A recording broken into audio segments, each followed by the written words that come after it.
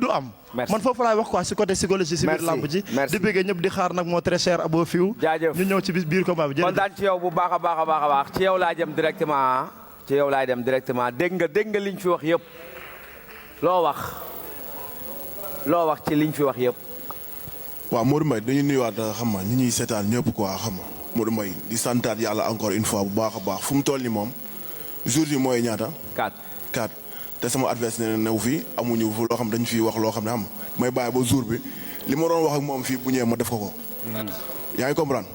waaw xam nga di santaat yàlla bu baax di sant Yesu Christa ak maman Marie di nuyu suma mbokku njaago yëpp xam nga suma mbokku séeréer yi maa ngi nuyu ñëpp di nuyu waa Jirna Kaddu waa Nangaan Joal xam nga di nuyu tamit aussi ñoo xam ne ñooy laa nekkal di entraîneur ñu may jàppale baax a baax boo xoolee statistiques yi. nga déglu li nit ñi wax yow. waaw ban jàngat rek nga ci def ban point nga ci tiré. waaw jàngat bi ma ci def bëri na quoi comprendre nga. day won ni dañu war a gën a doubler waat effort ndax lu ñu def dafa tuuti. ay xale lañu quoi mën nañ plus. daa tuuti lii waaw exact yàggale nuyu xam nga du nuyu grand yi ma àndal ku ci mel ni Yaram Gueye Laay Pétagore xam nga Boylo trading maa ngi koy nuyu borom oto yi. xam nga doomu nday Laay Pétagore Yaram xam nga Moussa Dioum 2 maa ngi koy nuyu bu baax a baax Abdou Naar ay Odo Aline Diom xam nga ñoom Bayla xam nga Tafa Junior grand Batika tamit duñ ko fàtte mu ko vraiment gis nañ ko ñu ngi koy ziar bu baax grand ñoom Mamour Thioune xam nga góor a séeri fil Fatou ñëpp ñu ngi leen nuyu ñoom ñëpp baax a baax vraiment. di nuyuwaat waa Parcelles Assainies 1 ba 26. ku ci mel ni xam nga El Hadj Diouf ambassadeur bu Parcelles Assainies yi ñoom góor a mbaxal gis nañ ñëpp lu ñuy taxawee ci affaire yi xam nga di nuyu tamit waa Juma Sañ si gis nañ daal ñëpp gars yi ni ñuy jàppee ci affaire bi di ci taxaw. may ma tuuti rek gars yi ni ñuy jàppee ci affaire bi di ci taxaw même Ibulaay aussi tamit ñu ngi koy ziar bu baax. Abis xarañ loo ñëw na fi xam nga ay Issa Sow ñoom ñëpp ñu ngi leen di bëggee gars yëpp ñëw jàppale ma di ma accompagner.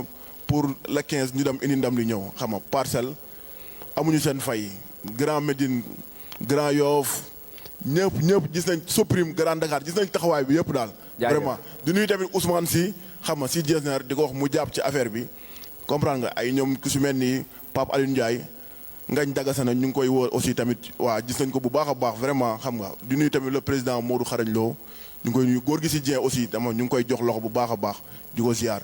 waaw di nuyu waa Sibassor aussi Kaolack bàyyiwuñu kenn daal waaw waa Nangaan aussi ñu ngi leen di nuyu bu baax a baax. adversaire am ñëwul te dégg nga lim fi wax yaakaar naa ne jarul fii ñuy yeewaat dara on laisse tomber quoi amul problème quoi ah buuru ah buuru. oui je suis d'accord mais Modou Mbaye. je suis d'accord ñëw ci benn affaire rek. waaw comme sànq lu promoteur bi wax. waaw lamb fu mu toll nii ñun am na loo xam ñun ñëpp la war.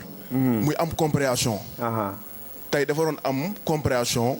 ñëw teew fii ndax dafa lekk xaalisu jàmbur comprendre nga affaire bi nekkul ci promoteur bi nekkul ci CNG nekkul ci fédération bi du ci man du ci moom mais ci cause bi la nu mu demee la mais tey dafa doon teew fii mu deele ñu xool ci sponsor yi nga xam ne dañoo jug pour jàppale promoteurs yi comprendre nga ñu encore une fois moom champion la am na yoo xam ne nekkul loo xam ne luñ ko war a ci yàlla. luñ koy jàngal la. exact muy noonu. macha allah mais nuyu nañ ñëpp sant nañ yàlla bu baax a baax. am na solo.